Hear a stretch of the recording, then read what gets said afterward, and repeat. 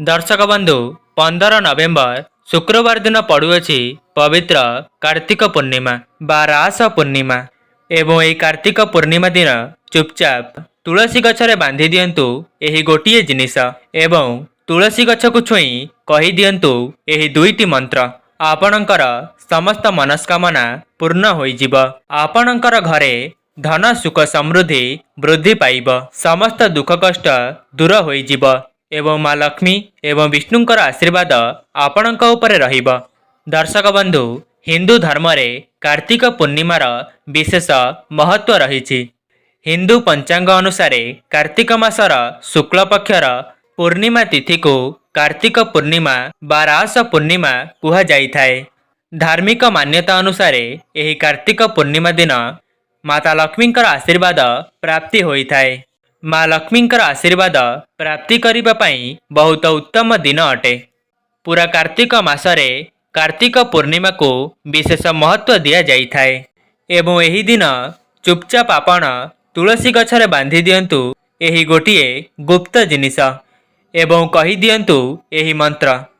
आपणकर समस्त मनस्कामना पूर्ण होइजिब।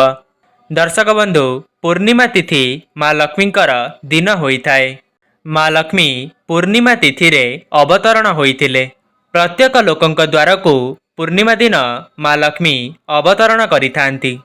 जदि सेही दिन किछि खास उपाय करा जाए तेबे माँ लक्ष्मी आपणक घरे वास करिनेबे। से गरीब हेउ किंबा धनी समस्तंक घर को माँ लक्ष्मी आसीथांती। तेबे आसंतु जानिबा एही कार्तिक पूर्णिमा दिन तुलसी गछरे केउ गोटिए जिनिस बांधि देबा द्वारा आपणकर समस्त मनस्कामना पूर्ण होइथाए। एहा पूर्वरु जदि आपण माने भी माँ लक्ष्मी को सच्चा हृदय भक्ति करुथांती विश्वास करुथांती ताहले वीडियो को लाइक करी कमेंट बॉक्स रे जय माँ लक्ष्मी अवश्य लिखि दियंतु। दर्शक बंधु तुलसी तो समस्ते लगाई थांती किंतु एही कथा बहुत कम लोक जानी थांती। तुलसी गछ तले एही गोटिए जिनिस बांधि देबा द्वारा माँ बृंदावतींकर आशीर्वाद आपण को प्राप्त होइथाए। ता सहित माँ लक्ष्मी मध्य आकर्षित होइथांती। दर्शक बंधु तुलसी गछ जदि आपणक घरे लागिछि ताहाले ताहा आपणक घर पई बहुत लाभकारी अटे। तुलसी गछरे माँ लक्ष्मींकर निवास माना जाइथाए। नियमित भावे तुलसी गछर पूजा करिले लाभ निश्चित भावरे मिलिथाए। वेद पुराण रे एही विषय रे विस्तार भावरे आलोचना करा जाइछि। एहा सहित तुलसी गछर मूलरे एही जिनिस बांधिले माँ बृंदावतींकर आशीर्वाद आपणको मिलिथाए। दर्शक बंधु केवल भारत रे नुहे दुनियार अनेक स्थान रे तुलसी को पवित्र दृष्टि रे देखा जाइथाए। अनेक औषधीय गुण रे भरी रही थाए तुलसी। अनेक धार्मिक अनुष्ठान एवं तांत्रिक कार्य रे तुलसी को व्यवहार करिथांती। पुराण रे तुलसी को भगवान विष्णुंकर पत्नी हेबार गौरव मिलिछि। एही कारणरू तुलसी जगत जननी अटंती। तुलसी को अमृतर प्रतिरूप मध्य कुहा जाए। जेउठारे तुलसी गछ लागिथाए सेठारे ब्रह्मा विष्णु एवं महेश्वरंकर निवास होइथाए। तुलसी पूजा करिबा द्वारा महापातक नष्ट होई जाइथाए। जेमिति सूर्य उदय परे अंधकार नष्ट होई जाइथाए।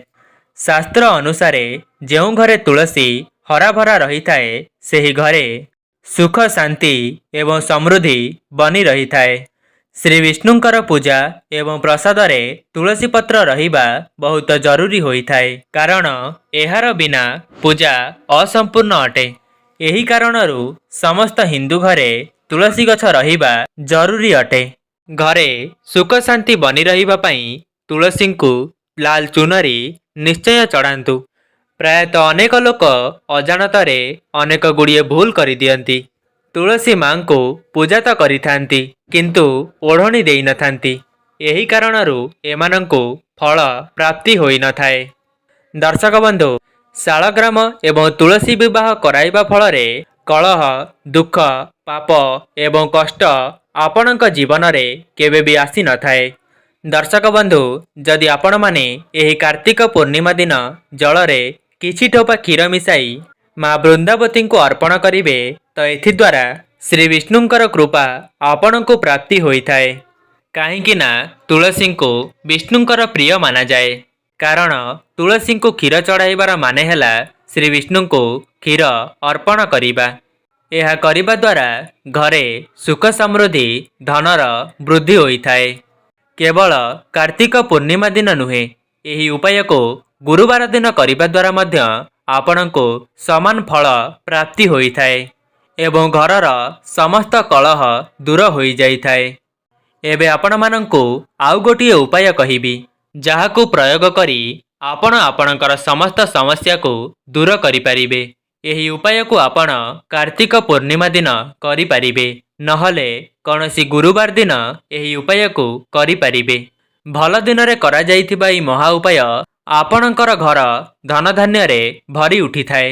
आपण ब्रह्म मुहूर्तर उठी स्नान आदि कार्य सारी स्वच्छ वस्त्र परिधान करी तुलसी गछ मूलरे गोटिए नाली धागा बांधी देबे। तापरे आपणको गोटिए माटी हांडी आनिबार अछि।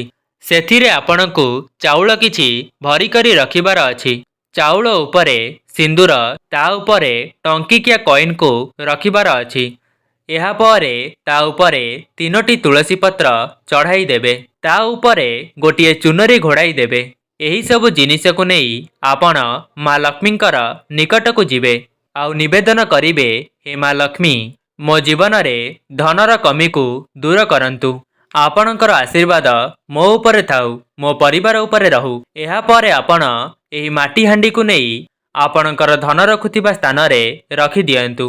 देखिबे सारा वर्ष आपणकर घरे धन एवं अर्णर कमी हेब नाही। माँ लक्ष्मींकर आशीर्वाद आपणको प्राप्ति हेब।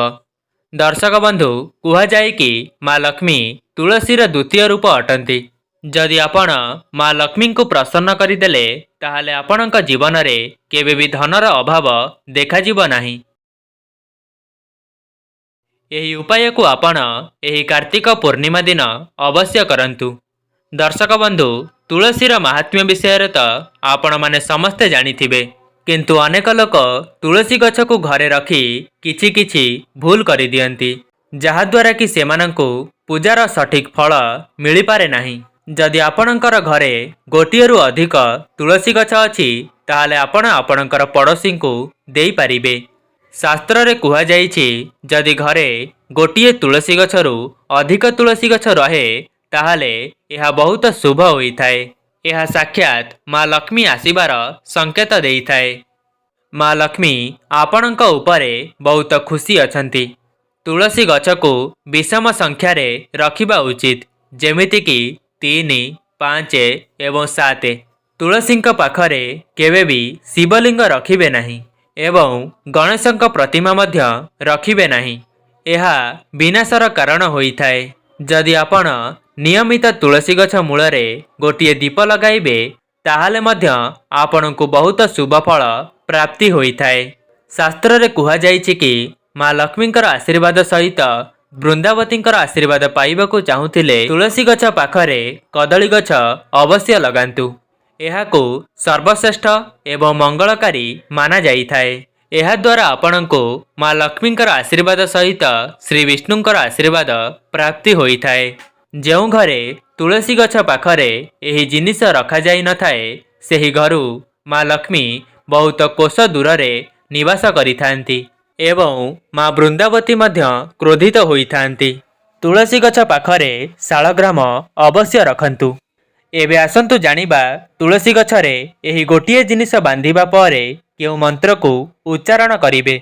केउ मंत्र को उच्चारण करिबा द्वारा आपणकर समस्त मनस्कामना पूर्ण होइथाए एवं आपणकर सब दुख कष्ट दूर होई जाइथाए। मंत्रटी मने रखंतु। महाप्रसाद जननी सर्व सौभाग्य वर्धिनी आदि व्याधि हरा नित्यम तुलसीत्यम नमस्तुते। एही मंत्र को आपण 3 थर उच्चारण करंतु। देखिबे आपणकर समस्त मनस्कामना पूर्ण होई जिव। आपणकर समस्त समस्यार अंत हेब एवं दुख कष्ट आपणक ठारु दूरेई जिव। एवं कार्तिक पूर्णिमा दिन एही उपाय को पालन करी माँ लक्ष्मींकर आशीर्वाद प्राप्ति करंतु। जदि आपणको एही वीडियोटी भल लगी थाए, वीडियो को लाइक करी कमेंट बॉक्स रे जय माँ लक्ष्मी अवश्य लिखि दियंतु। आजि पई रहुछि नमस्कार।